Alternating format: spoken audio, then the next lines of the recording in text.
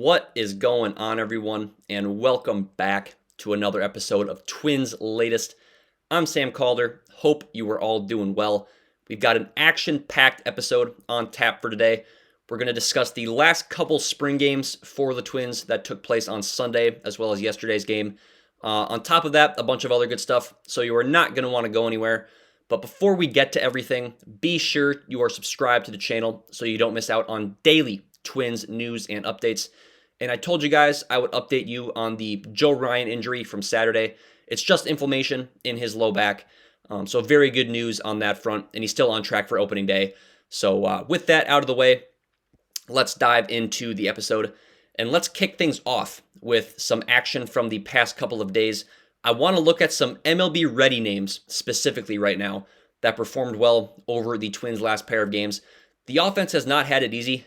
They've faced off against Chris Sale and Tarik Skubal, who are two of the top 5 to 8 pitchers in all of baseball. And so while they didn't have a whole lot of success against those two guys, there were still some strong performances over the last couple of days.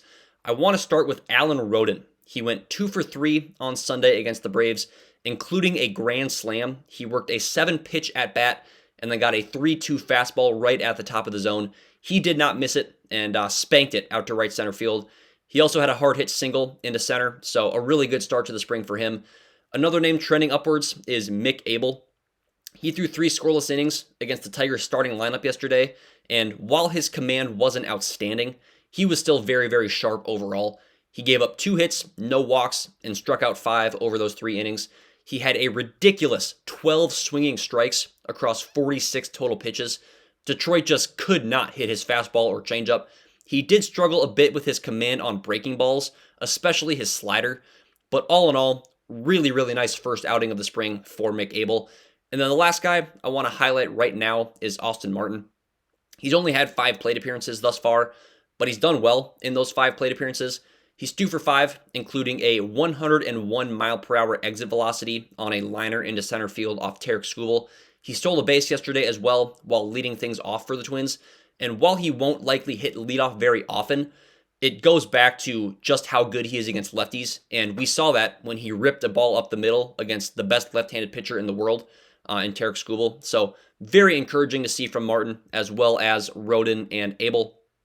But shifting gears here from some spring action for a bit, we've got today's prospect deep dive.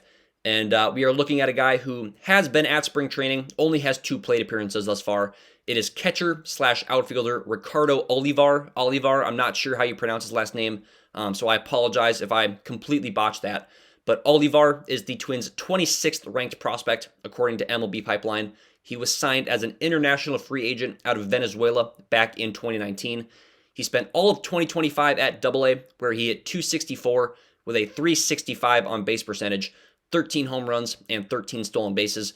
Really, really solid overall production offensively. And all in all, I mean, he's just a really solid hitter. He doesn't strike out much, he gets on base, and he can drive the ball into the gap.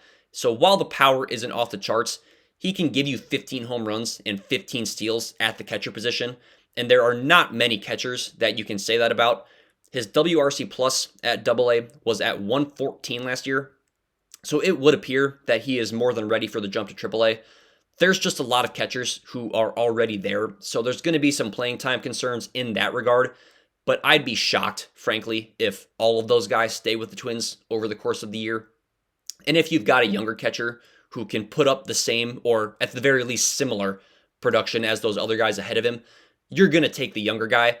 Additionally, I mentioned he can play some outfield as well. He started 26 of his 93 games in left field last season and played some solid defense out there. His career fielding percentage in left field is 98.9%, which is more than good enough.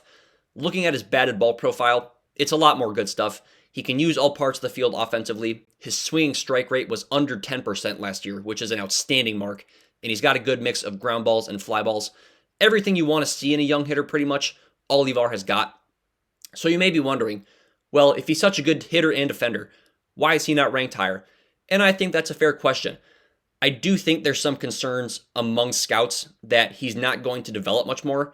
And because he's on the older side for a prospect, he'll turn 25 in August, that'll automatically knock you down in the prospect ranks a little bit. But I think in terms of pure talent and ability, Olivar definitely should be higher than the Twins' 26th prospect. So overall, I really like what he brings to the table. Really solid hitter at AA last season. He's got defensive versatility, and he can do a little bit of everything. The problem, of course, is going to be that catcher and outfield are both very crowded position groups within the Twins organization, but that will all work itself out in time, and Olivar definitely has the ability to make it to the majors at some point in the next year or two, and I think a lot of that will just depend on, the moves the Twins make over the next 12 to 18 months. But really, really like what I've been seeing from Ricardo Olivar. But I want to stick with the Twins prospects for a bit and look at some youngsters who have been performing well over the last few days, starting with arguably the Twins' top pitching prospect, Kendry Rojas. Rojas threw 2 innings against the Braves on Sunday and was flat out dominant. He faced 6 batters, got 6 outs, including 3 strikeouts, and 4 of the batters he faced will be everyday starters in a very, very good Braves lineup. He struck out Ronald Acuna, he struck out Austin Riley, he generated a ton of swings and misses, and his fastball and changeup both looked flat out disgusting. So for a guy who really, really struggled at AAA last year, this is extremely encouraging to see from Kendry Rojas. Sticking with the highly touted prospect theme, Emmanuel Rodriguez is making a case for why he should be on the Twins opening day roster. He went 2 for 2 on Sunday, including a home run. He got a 2-0 cutter on the outer third of the plate and just smoked it into right center field. He also hit a bomb yesterday against Detroit. A lefty-lefty crime occurred. He got a sinker over the heart of the plate and smoked it 420 feet, 107 miles an hour off the bat. So really great to see him hitting balls hard early this spring, even against lefties. And then the last prospect I wanted to bring up is another outfielder, Gabriel Gonzalez. He's only gotten a pair of plate appearances, but he went 1 for 2 on Sunday against the Braves, and that one hit was a screaming line drive. He got down 0-2 in the count, and then took a sweeper that was down out of the zone and ripped it 108 miles an hour off the bat into left field. So a very, very promising start to the spring for a few of the Twins' top prospects. All 3 of these guys are within the top 10 of the Twins organization, so great to see them doing well. And then to wrap up the episode, we've got our Twins player preview, and today we are looking at a guy who we talked about earlier in the episode, outfielder Allan Rhoden. He was acquired at last year's trade deadline from the Blue Jays as part of the return in the Louis Varland-Ty France deal. The other player that the Twins got in that trade was another guy we just got done talking about, Kendry Rojas. So as of right now, it is looking like the Twins won that trade. Rhoden might be forced to start the year at AAA, but it would not be because he needs more time to develop. He's 26, and looking at his numbers, he has definitely conquered the minors. Last season, across 32 games at the Blue Jays AAA affiliate, he hit .331 with a .423 on-base percentage, 13 extra base hits, 4 stolen bases, and more walks than strikeouts. He does not need any more refinement. The only thing standing in his way of playing time is a loaded outfield core. While he was outstanding in the minors, it was a vastly different story after getting called up. Across 55 games with both the Blue Jays and the Twins, he hit .191 with a .261 on-base percentage and 9 extra base hits. He didn't strike out much still, but he only drew 8 walks, so he definitely wasn't as patient as he was in the minors, which makes sense. And even though his actual stats weren't good, his expected stats indicate he still slightly outperformed expectations. So just not a great first showing in the majors for Allan Rhoden.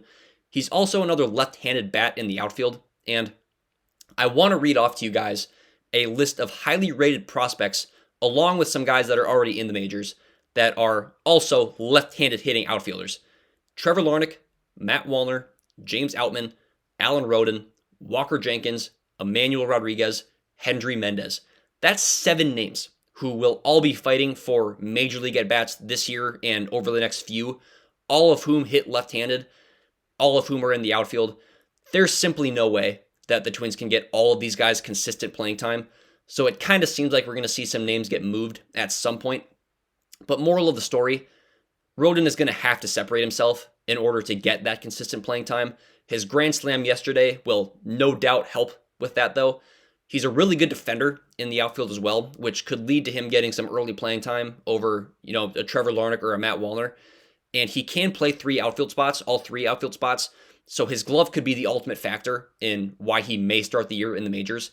He also had an 80th percentile arm strength metric last year. So if he can get things figured out offensively, there would be virtually no reason, in my opinion, in playing a guy like Trevor Larnach over him. But that's an assumption. That's if, things progress well. I'll be honest, after doing some more digging into Allan Rhoden, I really think he's going to be an impactful piece for the Twins this year. I might have to move him around a little bit in my updated opening day roster projections, which will come out later this week. The biggest thing to monitor with him this year is going to be his bat, because if he's hitting below 200 again, he's not going to stick in the majors. But if he's up around 250-ish, he's going to be a very, very useful outfielder for the Twins. So really like what I've seen from Allan Rhoden so far this spring, and as I've done some more digging into him. But that is going to do it for today's episode of Twins Latest. Thank you guys for watching. Be sure to give the video a like if you enjoyed it, and subscribe to the channel for daily news and updates on our Minnesota Twins. If you've got any Twins-related topics you want me to discuss in a future episode, please let me know down in the comments. But until next time, I'm Sam Calder, and I'm out. Peace.